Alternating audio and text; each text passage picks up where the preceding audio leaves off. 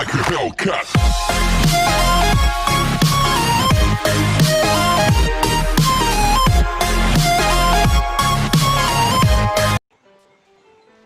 चलो भाई, A and B are two events such that P of A is not equal to 0.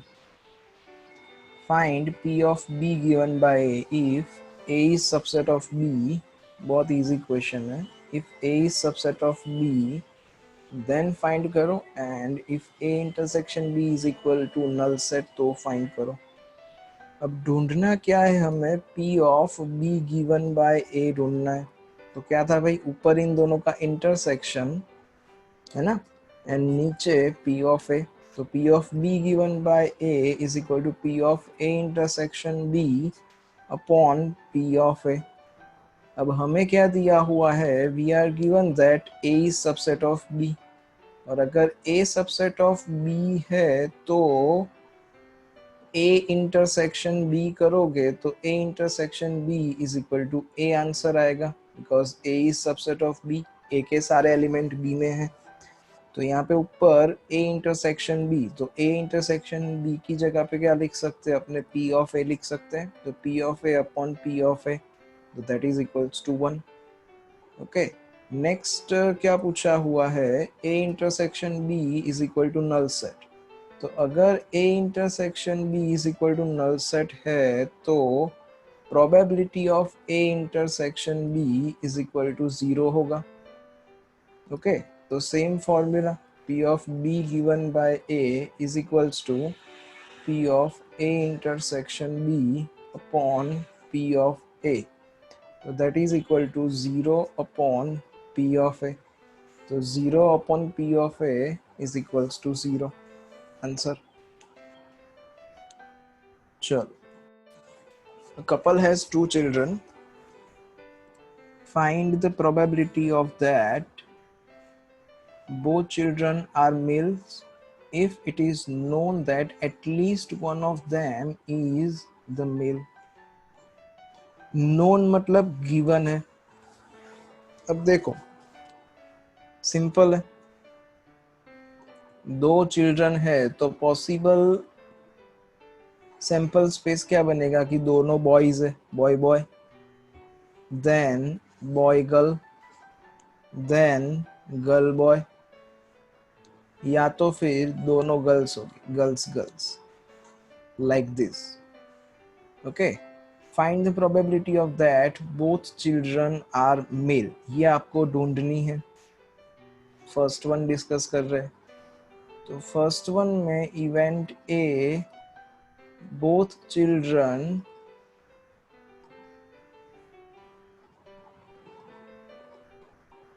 Are male, ये ढूंढना है आपको.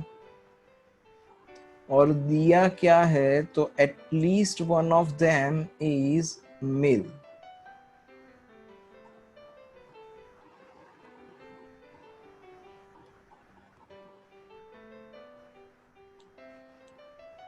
तो जो दिया है वो नीचे जाएगा और जो ढूंढना है वो ऊपर आएगा.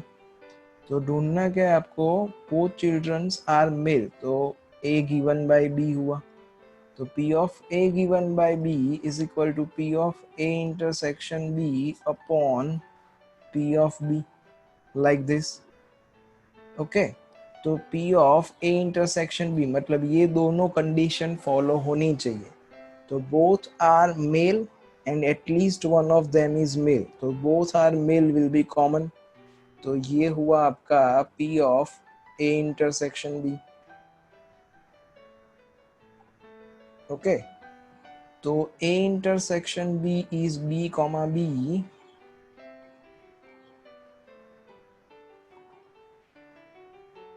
That's why probability of A intersection B is equals to 1 by 4. 1, 2, 3 and 4 outcome upon total outcome. अब B क्या दिया हुआ है? At least one of them is boy. तो at least one of them is boy. तो at least one का मतलब क्या? एक या एक से ज्यादा. तो उसमें ये 3 आएंगे, एक या एक से ज्यादा. तो probability is equal to outcome upon total outcome, तो it is equal to 3/4. Now plug in the values. A intersection B is equal to 1/4 upon 3/4, so that is equal to 1/3 answer. Okay चल second question इसी में. Second question क्या दिया? Find the probability of that both childrens are female. तो let's say event A is both childrens are females. तो इसके लिए event let's say सी ले लेते हैं. तो बोथ आर फीमेल्स.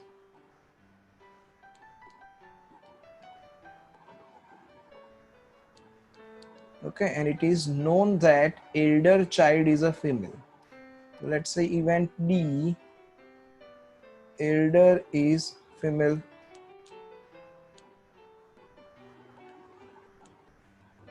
तो ढूंढना आपको वही है, probability of C given by D. Okay कैसे डिसाइड करोगे? जो यहाँ पे नोन मतलब गिवन है वो नीचे जाएगा, जो ढूंढना है वो ऊपर आएगा. तो P of C given by D is equal to P of C intersection D upon P of D. Okay, C intersection D मतलब both are female and elder is female. Elder is female मतलब ये जो first one है वो girl होनी चाहिए, इसका मतलब elder female हुआ. तो elder female ये दो में है,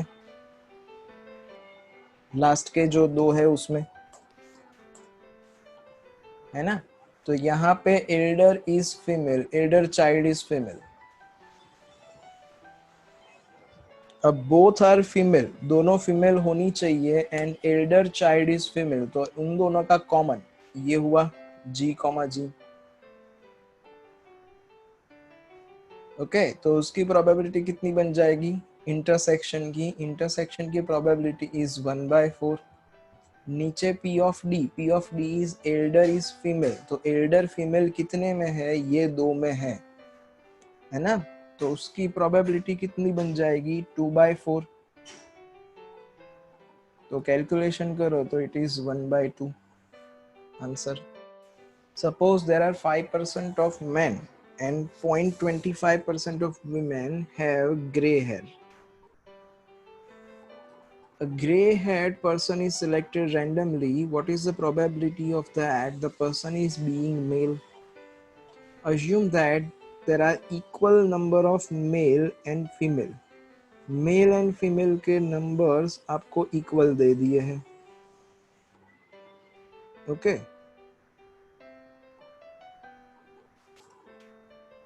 देखो भाई 5% men and 0.25% women. तो men and women, अब 5% men and 0.25% women have gray hair. ये gray hair. ओके अब इन्होंने ऐसा बोला है कि number of man and number of males and females are equal. तो मेल आएगा, उसकी प्रोबेबिलिटी 1/2 क्योंकि इक्वल है. विमेन आएगा, उसकी प्रोबेबिलिटी भी 1/2. ओके अब क्या बोला है आपको? What is the probability of the person is being male. अब मेल है एंड ग्रे हेयर है, grey hair with respect to mail.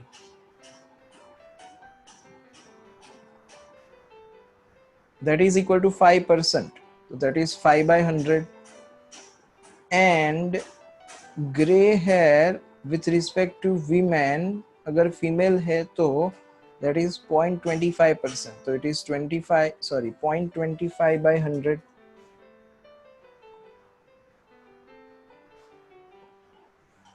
Okay. हमें क्या ढूंढना है? What is the probability of that the person is male? Male होना चाहिए with respect to grey hair आपको ढूंढना है. तो बेस थ्योरम क्या था? P of G given by M upon P of G. तो P of G कहाँ से मिलेगा? Total probability theorem, this into this plus this into this.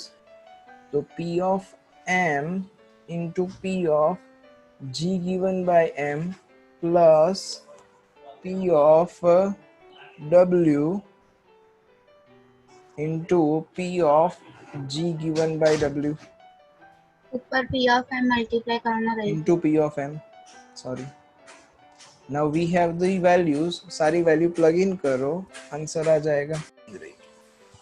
Suppose that 90% people are right-handed. What is the probability of that? At most 6 of a random sample of 10 people. Oh, random sample of something people, out of this इतनी success चाहिए.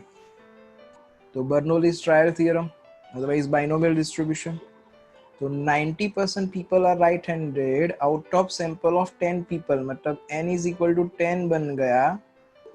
P probability of success 90% are right-handed. So 90 by 100. So that is 9 by 10. So that's why Q is equal to 1 minus P. So that is 1 minus 9 by 10. So it is 1 by 10. At most 6. At most 6 मतलब क्या हुआ? 6 या तो फिर 6 से ज़्यादा. तो at most 6 मतलब 6 और more than 6 आपको ढूंढना है. तो यहाँ पे at most 6, तो at most 6 का मतलब P6 plus P7 plus P8 plus P9 plus P10. Okay and यहाँ पे P of x क्या बनेगा? तो P of x is equals to NCX, तो that is 10CX into P raised to x. तो P is 0.9 raised to x and Q is 0.1 raised to n minus x, तो that is 10 minus x. यहाँ पे x का value 1 by 1 substitute करते जाओ, simplify नहीं करना है, कॉमन निकलेगा तो कॉमन निकालो, otherwise it is the answer. Sorry, at most 6 मतलब 6 या तो फिर लेस देन 6. तो 6 या तो फिर लेस देन 6 मतलब P0 plus P1 plus P2 plus P3 plus P4 plus P5 plus P6. Okay, ये फाइंड करो, या तो फिर 1 minus P7 plus P8 plus P9 plus P10, ये फाइंड कर दो, आपकी मर्जी, दो में से कोई भी कर दो. ओके, तो आपका आंसर आ जाएगा. खाली वैल्यू प्लग इन करो, कॉमन निकलता है तो कॉमन निकालो, and that is the answer. चलो, an urn contains 25 balls, of which 10 balls bear mark with X and remaining 15 bear a mark Y. Okay, तो X वाले कितने? 10 X वाले हैं और 15 Y वाले हैं. A ball is drawn randomly from the urn, its mark noted and replaced. मतलब with replacement हुआ, निकाला, नोट करा और वापिस रख दिया.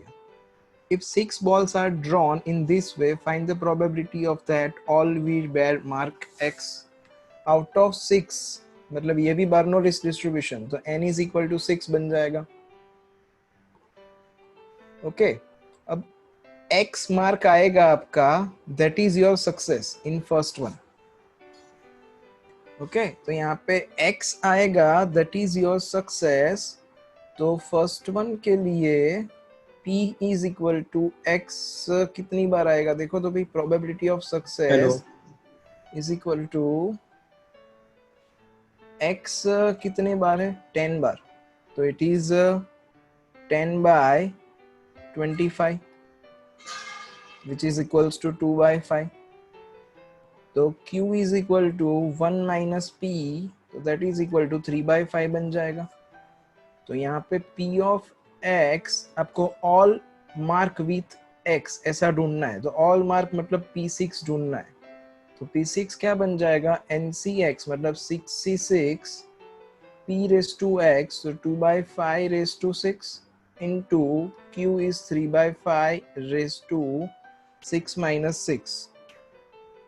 ओके, तो 6 minus 6 is 0, तो anything raised to 0 is 1. 66 is also equals to 1, तो क्या बचेगा finally 2 raised to 6 upon 5 raised to 6, that is 2 by 5 raised to 6. इसको सिंप्लीफाई करो तो भी चलेगा, नहीं करेंगे तो भी चलेगा. 2 raised to 6 is 64, 5 raised to 6 आप देख लेना. Okay, otherwise it's okay, 2 by 5 raised to 6 ही रखो. Next, not more than 2 will bear y mark. More than 2 will not bear y mark.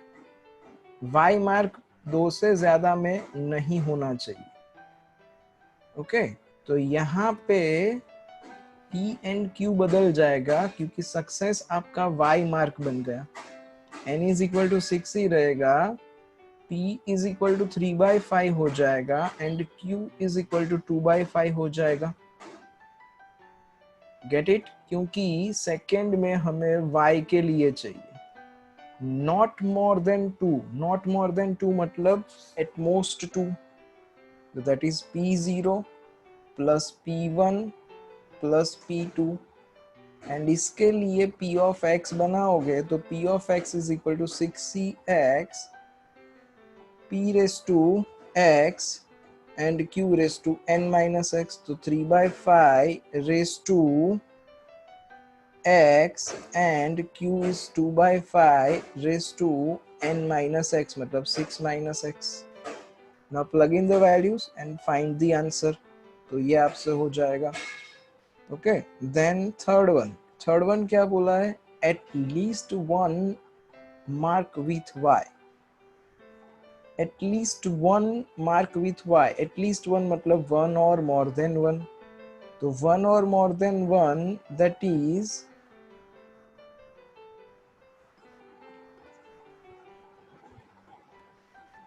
At least one with y. तो at least one with y, तो यहाँ पे at least one मतलब P1 plus P2 plus P3 plus P4 plus P5 plus P6. Otherwise जैसा हम लोग सीख चुके हैं, इसकी जगह पे 1 माइनस P0 करो तो भी इट्स ओके, है ना? तो not more than, sorry, at least one mark with y मिल जाएगा. फोर्थ वन, ये थर्ड वन था. Fourth one is the number of ball with x mark and y mark are equal. तो number of ball x mark and y mark are equal, मतलब 3 ball x mark वाले होने चाहिए and 3 ball y mark वाले होने चाहिए. तो in short आपको P of 3 निकालना पड़ेगा. Okay, at that time Px ये यूज करोगे तो भी चलेगा क्योंकि number of x mark and number of y mark same है. या तो फिर P of x यहाँ पे जो यूज करा था वो यूज करोगे तो भी चलेगा, तो भी आंसर सेम ही आएगा क्योंकि number of x mark and number of y mark same है. ओके, इन शॉर्ट यहाँ पे x की जगह पे 3 प्लग इन कर दो, जहां जहां x है वहां 3 प्लग इन कर दो तो आपका आंसर आ जाएगा. सिंप्लीफिकेशन आप कर देना. In a hurdle race, a player has to cross 10 hurdles. The probability of that he will clear each hurdle is 5 by 6. मतलब clear होगा उसकी probability 5 by 6. What is the probability of that? He will knock down fewer than 2 hurdles. तो total 10 hurdles है, that's why n का value 10 हो गया. तो n is equal to 10.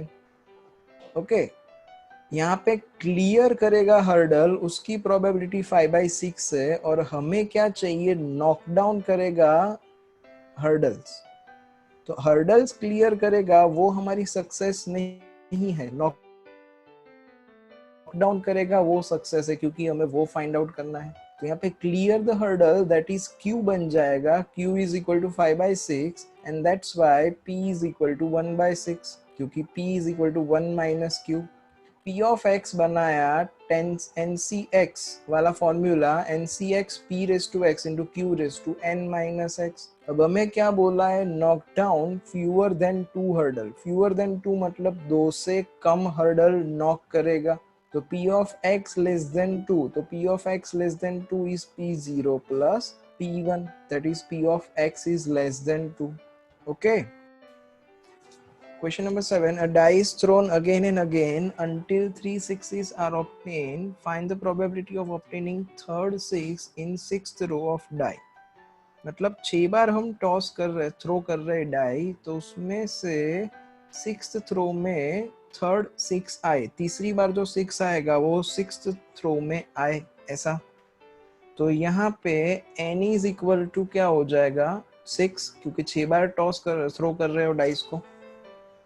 Okay अब आगे 6 आना चाहिए, तो 6 आएगा, दैट इज योर सक्सेस। तो P इज इक्वल टू 1/6, तो Q इज इक्वल टू क्या बन जाएगा भाई, Q is equal to 1 minus P, तो दैट इज इक्वल टू 5/6।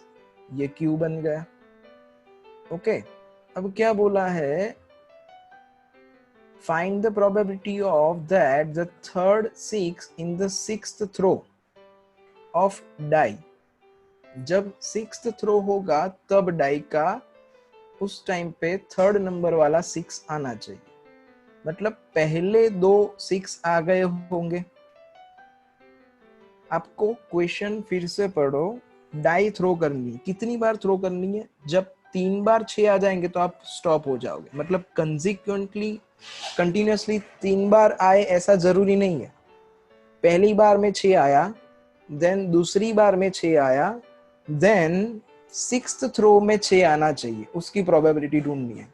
मतलब ये जब सिक्स्थ थ्रो हुआ होगा उसमें तो 6 ही लाना है आपको, पर इसके आगे जो 5 थ्रो हुए उस 5 थ्रो में से 2 बार 6 आना चाहिए। इसमें समझ में आया? 5 थ्रो में से 2 बार आपको सक्सेस मिलनी चाहिए। तो अब इसमें से हम बाइफरगेशन करेंगे। क्या बाइफरगेशन करेंगे कि n इज इक्वल टू 5 लेते हैं, रिमेनिंग डेटा सेम, उसमें हमें 2 बार सक्सेस चाहिए, मतलब उसके लिए P of 2 चाहिए। इनटू जो सिक्स्थ थ्रो है उसमें तो हमें सक्सेस चाहिए ही, तो इनटू सक्सेस की प्रोबेबिलिटी, दैट इज 1/6। मतलब ये क्या बन जाएगा, P of 5 इनटू सक्सेस का प्रोबेबिलिटी, सक्सेस का प्रोबेबिलिटी इज 5। ये 5 में से, सॉरी P of 5 का P of 2 चाहिए, 5 में से 2 बार आपको सक्सेस चाहिए। ये 5 में से 2 इनटू जो सिक्स्थ टाइम होगा उसमें तो आपको सक्सेस ही लानी है। तो P of x क्या बन जाएगा, 5cx, क्योंकि अब n इज इक्वल टू 5 बन गया, आगे के 5 की बात कर रहे हैं। तो P of 5 is equal to 5cx into P raise to x, तो 1/6 raise to x into Q raise to n minus x, मतलब 5 माइनस x। तो P2 is equals to 5c2 into 1/6 का स्क्वायर इंटू 5/6 का cube, ऐसा।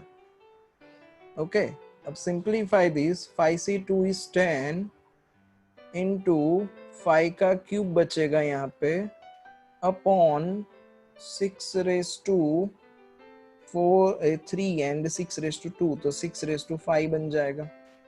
Okay तो now required probability is, ये आपको चाहिए P of 2 into success, sixth time पे तो आपको सक्सेस ही चाहिए। तो रिक्वायर्ड इज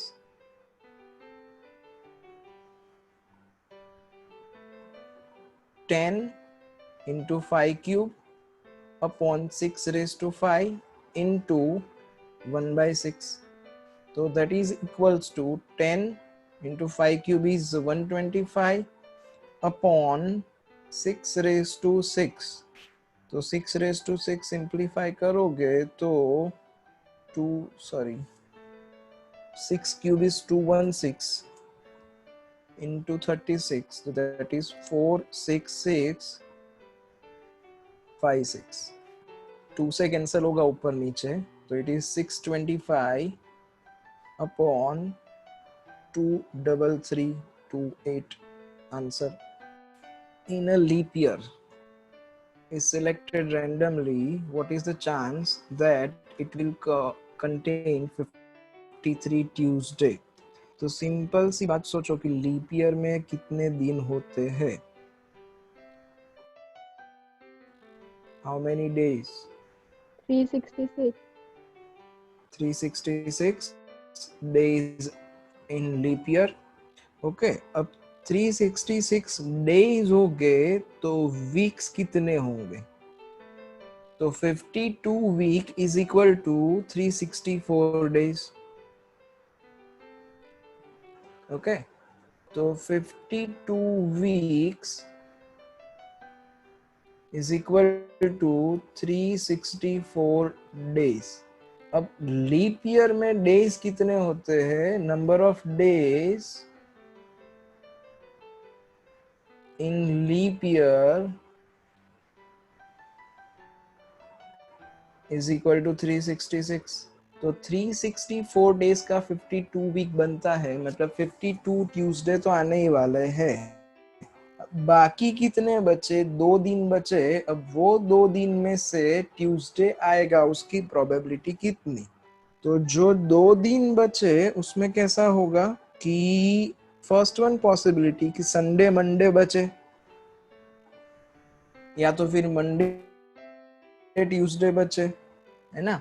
जो 2 दिन बचे आपके, वो 2 दिन ऐसे कंसेक्यूटिव होंगे कि अगर संडे है तो दूसरा मंडे होगा, अगर मंडे है तो दूसरा ट्यूसडे होगा, अगर ट्यूसडे है तो दूसरा वेडनेसडे होगा, अगर वेडनेसडे है तो दूसरा फ्राइडे होगा, सॉरी थर्सडे होगा. अगर थर्सडे है तो नेक्स्ट डे इज फ्राइडे, अगर फ्राइडे है तो next day is Saturday, and अगर सैटरडे है तो नेक्स्ट डे इज संडे.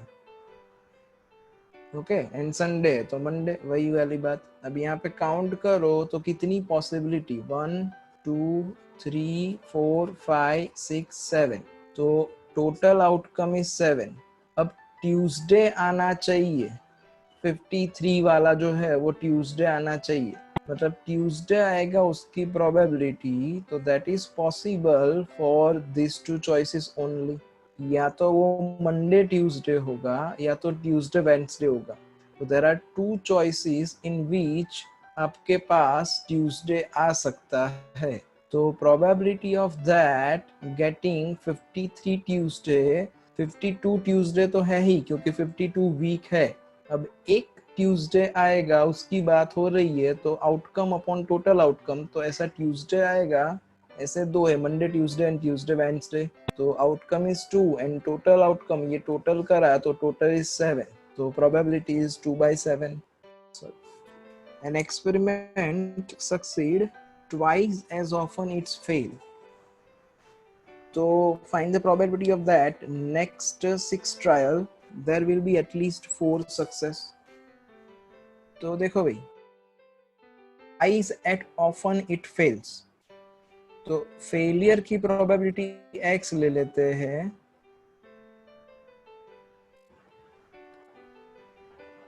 तो सक्सेस की प्रोबेबिलिटी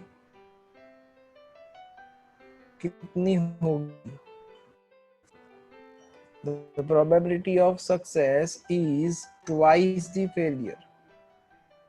तो सक्सेस की प्रोबेबिलिटी 2x. अब हमें पता है कि कोई भी एक्सपेरिमेंट आप करोगे तो या तो फेल होगे या तो सक्सेस होगे, मतलब fail plus success is equal to 1 होना चाहिए.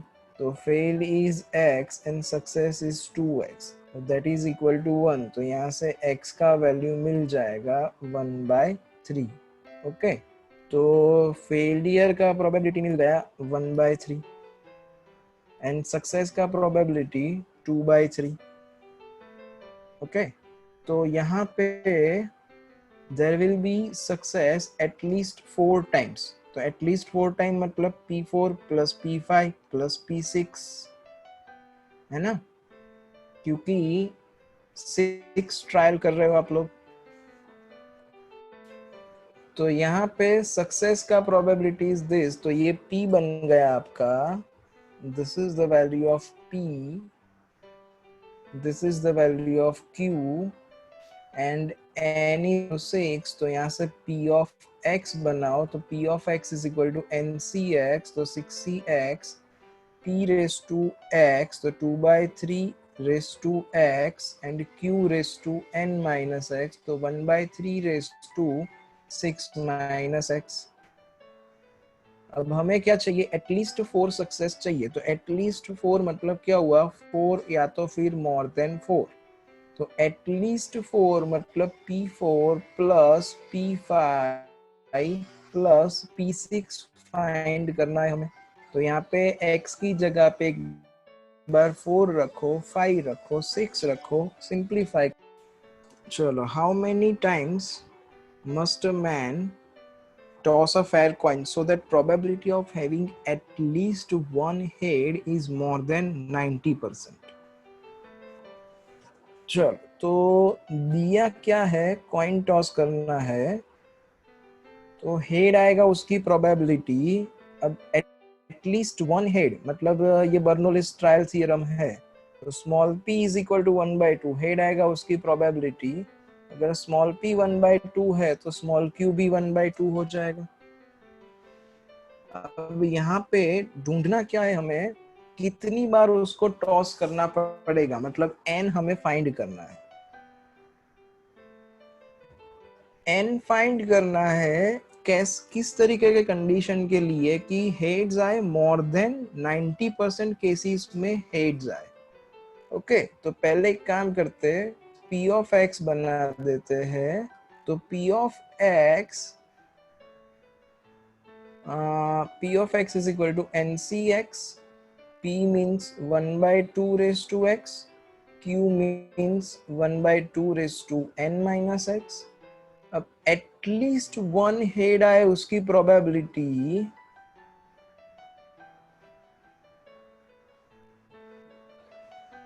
एट मोर देन 90% होनी चाहिए, सॉरी, तो ग्रेटर देन 90%, यहां तक कोई, तो एटलीस्ट वन हेड मतलब क्या हुआ, तो P1 plus P2 plus dot dot कहां तक, तो Pn तक, n हमें पता नहीं है, इट इज ग्रेटर देन 90% मतलब 90/100।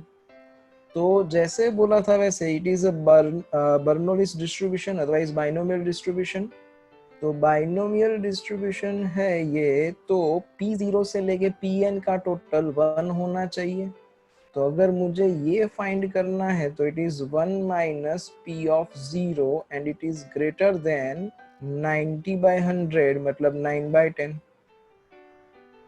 यहाँ तक कोई डाउट? अब इसको सिंप्लीफाई करना है, P ऑफ 0, तो first of all P0 find करते हैं, तो P of 0 is equal to, यहाँ पे x की जगह पे 0 सब्स्टिट्यूट करो, it is NC0 and 1/2 raised to 0 and to 1/2 raised to n। तो anything C0 is 1, anything raised to 0 is 1, तो बचा क्या, 1/2 raised to n बचा आपके पास।